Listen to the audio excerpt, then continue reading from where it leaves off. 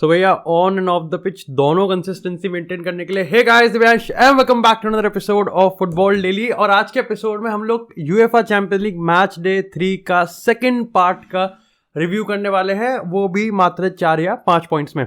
Definitely भाई यहाँ पर काफी सारी स्टोरी लाइन्स हमने मैच डे 1 मतलब पार्ट 1 में हमने देखी थी, जहां पर ओनाना का लास्ट मिनट सेव जो कि उसके करियर को एट मैनचेस्टर यूनाइटेड एक तरीके से रीइग्नाइट कर सकता है। साथ ही मैगवायर का यहाँ पर हमने कमबैक देखने को मिला।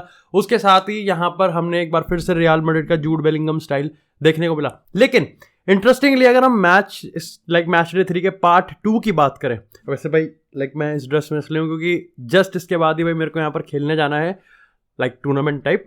सो wish me luck as well भाई, कमेंट सेक्शन में एक शू लिख देना जरूर। लेकिन अगर आज बात करें अपने पहले मैच की, जो कि था बार्सिलोना वर्सेस शाख्तार। अब देखो यार, ये मैच अपने आप में इतना एक्स्ट्राऑर्डिनरी कोई बॉक्स ऑफिस मैच नहीं था, लेकिन मेरे को लगता है कि इस मैच का जो सिग्निफिकेंस था वो बहुत ज्यादा था। अब तुम में से काफी लोग, मतलब मेजोरिटी ऑफ द लोग इंक्लूडिंग मी, ऑफ कोर्स ये मानते हैं कि कहीं ना कहीं इस मैच का सिग्निफिकेंस एल क्लासिको की प्रिपरेशंस को लेके यहाँ पर ऑटोमेटिकली इसके स्टेक्स बढ़ जाते हैं। लेकिन मेरे को लगता है कि इसके अपार्ट फ्रॉम दिस फैक्टर जो कि है काफी सिग्निफिकेंट है, देयर आर 2 थिंग्स जो कि हमको कंसिडर करनी थी इस मैच को देखते हुए, इससे पहले और इसके बाद इस मैच को परखने के लिए।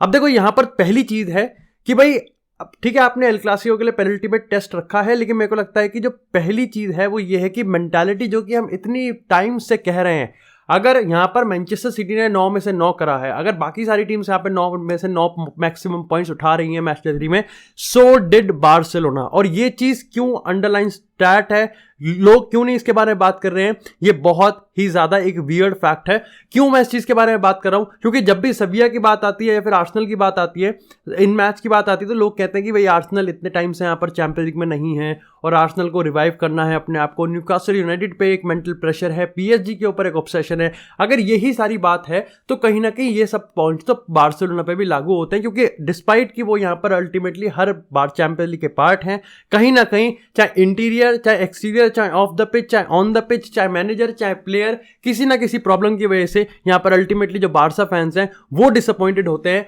As a club Barcelona disappointed होता है। लेकिन अगर इस चैंपियंस लीग की बात करें तो यहाँ पर 9 में से 9 पॉइंट्स उठाए हैं और ये एक बड़ी चीज है।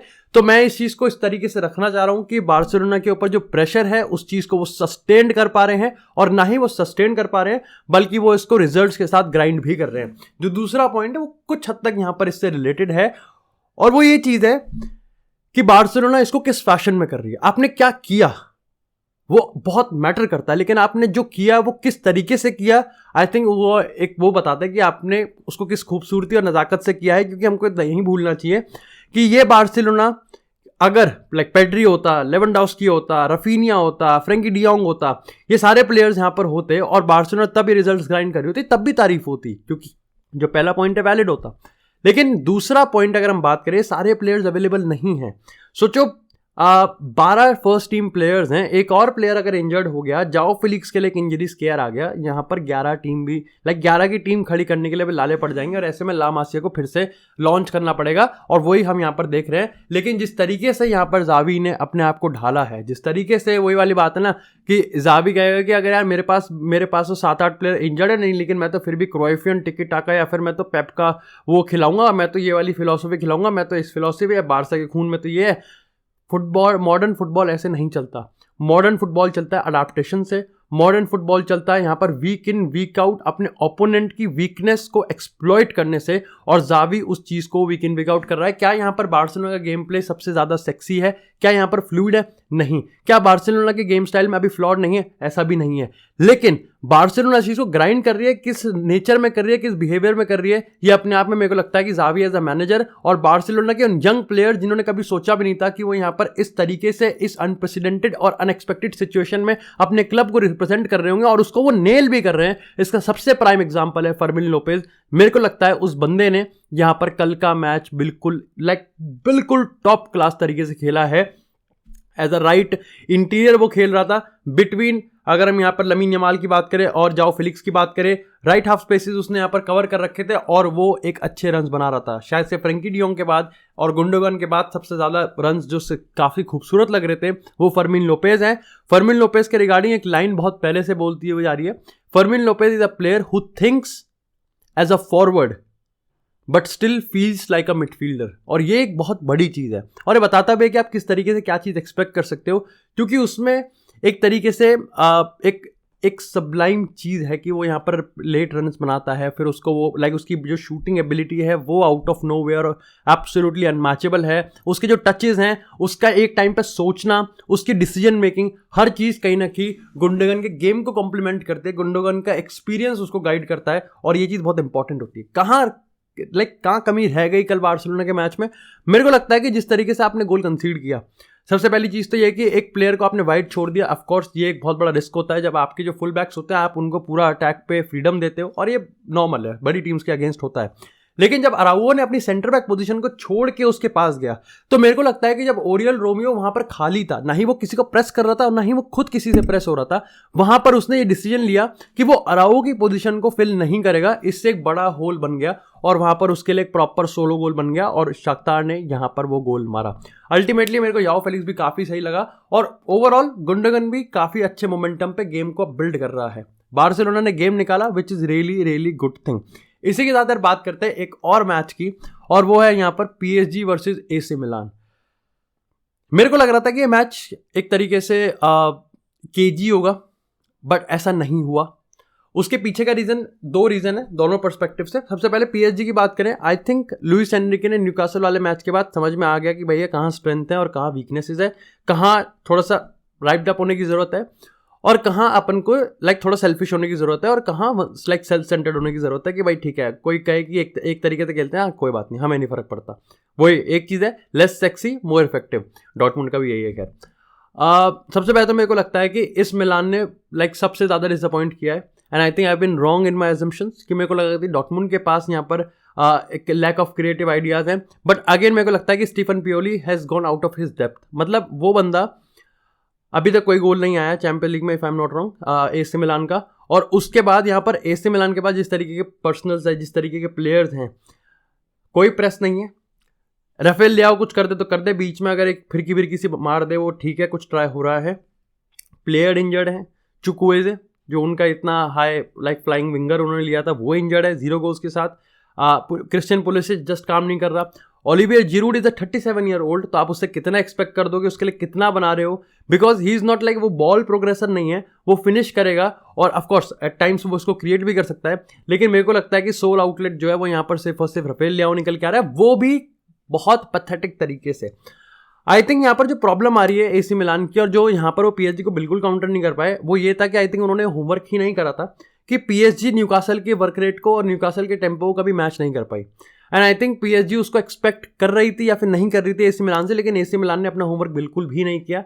मेरे को नहीं पता कि AC मिलान किस लेवल पे PSG को बीट करना चाह रही थी, क्योंकि अगर हम वर्क रेट एथिक्स की बात करें, वहां पर AC मिलान निल थी, जहां पर वो PSG को बहुत हर्ट कर सकती थी। अगर टेक्निकल लेवल्स की बात करें तो चाहे मैं एम्बापे की बात करूं, चाहे मैं यहाँ पर अशरफ हकीमी और इधर से मैं हर्नांडेस की बात करूं, या फिर बीच में मैं ज़मीरी एमरी की बात करूं, जो कि ऑफकोर्स मैं वो लग ही नहीं रहा था कि वो 17 साल का बंदा है।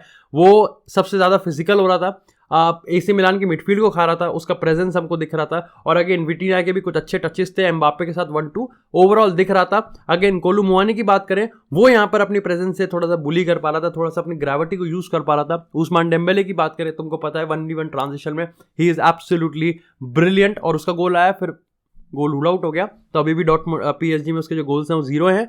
तो मेरे को नहीं पता कि AC मिलान किस चीज़ पे किस तरीके से मैच करने वाली थी, लेकिन बहुत पैथेटिक रहा है। And I think AC Milan really out of their depth. मेरे को लग भी नहीं रहा कि वो यहाँ पर यूरोपा के लिए compete भी कर पाएंगे या फिर नहीं कर पाएंगे, और वो अल्टीमेटली यहाँ पर लास्ट पोजीशन में बने रहेंगे, क्योंकि उस तरीके का हमने गेम देखने को मिला है। तो मैं तो काफ़ी लोग कह सकते हैं कि यार PSG है सामने, इतनी स्ट्रॉन्ग टीम है, हारना तो बनता ही था। आई थिंक मेरे को लगता है कि यहाँ पर ये मैटर नहीं करता कि आप कितने से हार गए, यहाँ पर मैटर ये करता है कि आप कैसे हार गए। और यहाँ पर AC मिलान ने बिल्कुल भी 0-0 यहाँ पर ऑफर किया था। खैर इसी के साथ अगर ग्रुप ऑफ डेथ की दूसरे मैच की बात करें, तो वहां पर इससे भी शॉकिंग रिजल्ट आया, और वो था जब डॉर्टमुंड ने न्यूकासल यूनाइटेड को 1-0 से हरा दिया। दो सवाल कि ऐसा डॉर्टमुंड ने क्या करा जो कि PSG नहीं कर पाई, क्योंकि अगेन PSG की वो हार इतनी कोई पुरानी नहीं है, ताज़ा ही है। और दूसरी चीज़, क्या न्यूकासल ने बहुत बुरा खेला कि वो ये गेम जीतना डिजर्व नहीं करते थे? देखो पहले पॉइंट पे अगर हम बात करें, तो जैसा मैंने कहा कि न्यूकासल यूनाइटेड एक ऐसी प्लेयर है जो कि 0 से 90 को कॉन्स्टेंटली यहाँ पर मूव करते रहते हैं, वो ना हाई टेम्पो पे गेम खेलते हैं, तो ऐसे में बहुत बहुत मुश्किल होता है किसी भी टीम को उस इंटेंसिटी को मैच करना। क्या मैं कहूँगा कि डॉर्टमुंड ने वो मैच करा? नहीं, लेकिन पीएसजी से वो 10 गुना बेटर थे, स्पेस नहीं दे रहे थे, एंटिसिपेट कर पा रहे थे कि मूवमेंट न्यूकासल यूनाइटेड कैसे होगी, डिस्पाइट 3-5, यानी कि वो अगेन ट्रिपियर विंगर था, एंथनी गॉर्डन वाइट था, और अगेन यहाँ पर अगर हम मिडफील्डर्स की बात करें, शुरुआत में अलेक्जेंडर इसक था, उसके बाद तो यहाँ पर विल्सन आया, फिर बीच में मर्फी को डाला गया, ये सारी चीज़ें हुई, लेकिन फिर भी डॉर्टमुंड ने कभी अपने जो स्पेसेस हैं, जो डिफेंस लाइन है और जो गोलकीपर है, उसको कभी भी प्रॉब्लम में नहीं डाला। क्या यहाँ पर दूसरे सवाल पे आते हैं, न्यूकासल यूनाइटेड जीतना डिजर्व नहीं करती थी? आई थिंक आप जीतने पे डिबेट कर सकते हो, क्योंकि जो चांसेस थे वो आपको डॉर्टमुंड ने भी क्रिएट करे, वो न्यूकासल ने भी करे, बट ड्रॉ तो बनता था। क्योंकि यार देखो, सवाल ये आता है कि असम्पशन जब होते हैं तो वो इंटेंट पे नहीं होते, फैक्ट्स पे होते हैं। मतलब ऑफ कोर्स लाइक जो जजमेंट्स होती है, सॉरी, वो फैक्ट्स पे होती है। और मैं जब कह रहा हूँ कि वो डिजर्व करते थे बिकॉज 2 बार उन्होंने गोल पोस्ट किया, और जितना वो लास्ट में प्रेशर सस्टेन करके थोप रहे थे डॉर्टमुंड पे, आई थिंक अल्टीमेटली डॉर्टमुंड को ही पता था कि इनएविटेबली एक गोल आ सकता है। क्या डॉर्टमुंड ने उस चीज़ को काउंटर करा? देखो, डॉर्टमुंड ने अपनी सारी चीज़ करी, और मेरे को लगता है कि डॉर्टमुंड से जो सबसे ज़्यादा इंप्रेसिव मेरे को जो परफॉर्मेंस लगी है वो है स्लॉटरबैक की। स्लॉटरबैक ने जिस तरीके से गोल क्रिएट करा, लेकिन उसके साथ साथ जिस तरीके से उसने एग्रेसिवली यहाँ पर चढ़ के खेला, शायद से मेरे को एसी मिलान में से ना ही वो क्या कहते हैं टोमोरी करता हुआ दिखा, और ना ही वो यहाँ पर थ्रो करता हुआ दिखा। प्लस किलियन एम्बापे, लाइक मेरे को नहीं पता है किलियन एम्बापे की, लाइक तुम एंटी हो प्रो हो कुछ, भाई किलियन एम्बापे 1v1, अगर हम कन्फ्रंटेशन की बात आ रहे, there is no player in football, कोई डिफेंडर नहीं है जो कि किलियन एम्बापे को 1v1 ट्रांजिशन में रोक सकता है। दी ओनली होप इज कि आप अगर 1v1 ट्रांजिशन में अगर किलियन एम्बापे के सामने आ गए तो एम्बापे आपको ड्रिबल पास करेगा, बस ये होप करो कि उसका जो शॉट ऑन टारगेट है वो ना आ जाए, या फिर वो सीधा गोलकीपर के पास जाए। बिकॉज कल का जो गोल था वो, और ये पहली बार नहीं है, वो हर बार इसको करता हुआ आ रहा है। और जैसा मैंने तुमको कहा कि पीएसजी ने इस चीज़ का फायदा उठाया कि हाँ ठीक है, यूनिडायरेक्शनल तो यूनिडायरेक्शनल, कह लो हमको कि एक तरफा अटैक करते हैं एम्बापे से, कोई बात नहीं, हम करेंगे, एंड उसका फायदा उनको मिलता भी है। एंड एम्बापे स्टिल यहाँ पर क्लच कर रहा है, शायद से पिछले 9-10 गेमों में चैंपियंस लीग के पीएसजी में या तो उसने गोल और असिस्ट किया, विच इज एब्सोल्युटली ब्रिलियंट, और बताता है कि कोई भी मैनेजर आए, कोई भी सिस्टम आए, कोई भी फिलॉसफी आए, एम्बापे अगर आपकी टीम का प्लेयर है then you have to be selfish, और आपको सेल्फ सेंटर्ड थोड़ा सा होना पड़ेगा एम्बापे के साथ। अगर हम यहाँ पर डॉर्टमुंड की बात करें तो जिस तरीके से लाइक बेलिंगम को जिस प्लेयर ने रिप्लेस करा है, एलिजिडली नमेचा नाम है, उसने गोल स्कोर करा है, और उसने भी फ्रीडम के साथ खेला। मेरे को लगता है कि डॉर्टमुंड ने इस गेम में फ्रीडम के साथ खेला, वो प्रिपेयर्ड आए थे, इंटेंसिटी को मैच कर पा रहे थे, और वो एक काफ़ी इंपॉर्टेंट चीज़ हो जाती है कि किस तरीके से आप यहाँ पर इसको देख सकते हो। मेरे को लगता है कि न्यूकासल यूनाइटेड ने बहुत बढ़िया नहीं खेला, लेकिन मोर देन इनफ यहाँ पर उन्होंने काम कर दिया था ड्रॉ लेने के लिए, बट यहाँ पर एक अनएक्सपेक्टेड ट्विस्ट ऑफ टर्न आ गया जिसने डॉर्टमुंड को यहाँ पर एक कंफर्टेबल पोजीशन में और एक अच्छी पोजीशन में डाल दिया है, और अब यहाँ पर ये उनका गेम है जहां पर वो या तो इसको खराब कर सकते हैं या फिर उसको बना सकते हैं। Which brings me to the next match, जो कि है Manchester City versus Young boys.